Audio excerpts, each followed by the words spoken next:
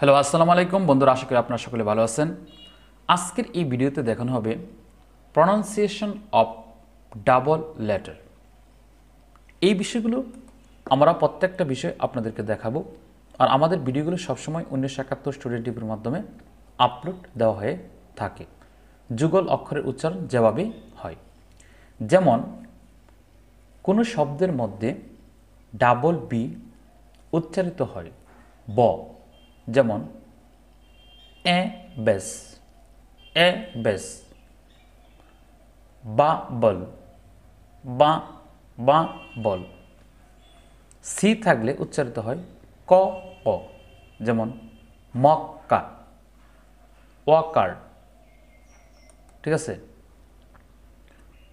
তারপর লক্ষ্য করুন ডি অর্থাৎ ডাবল ডি থাকলে ড, যেমন অট।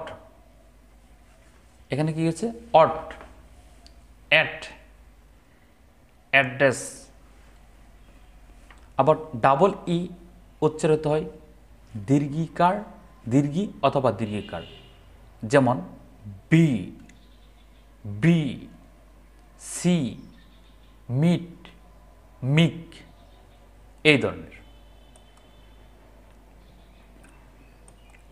তারপর ডাবল এফ,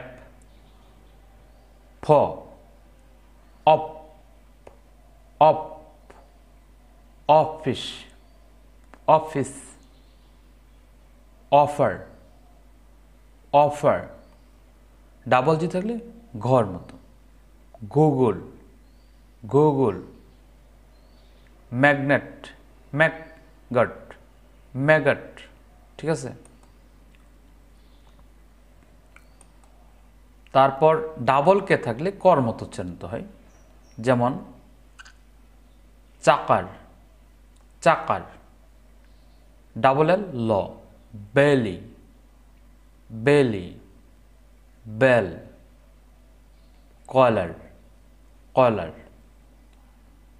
ডাবল এম থাকলে মর মতো হয়, গ্রামার, গ্রামার, কমিট, কমিট, এই ধরনের।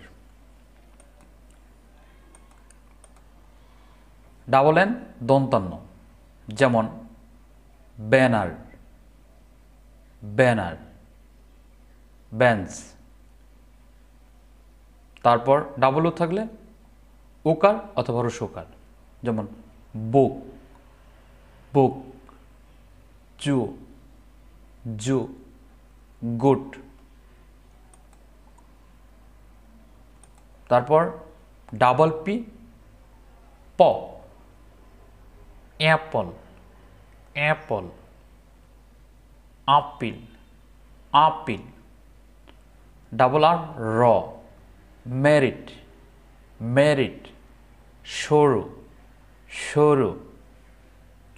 ডাবল এস এস স, S, S, pass, assign, assign, এই ধরনের। তারপর হচ্ছে ডাবল টি মানে ট, মার্টন, মার্টন, লিটল, লিটার। ডাবল ভি, সিবিচ, চিবি। তারপর ডাবল জেট, জ, মাজল, মাজল, মাজি। যে এই বিষয়গুলো একটু লক্ষ্য করে পড়লে তাহলে আর কখনো আপনার যে ডাবল যে অক্ষরগুলো হয় সবগুলো আপনি সহজে উচ্চারণ করতে পারবেন এবং সহজে সমাধান করতে পারবেন। ধন্যবাদ সকলকে, ভালো থাকবেন, ভালো রাখবেন, এই প্রত্যাশাকে এখানেই শেষ করছি। আসসালামু আলাইকুম।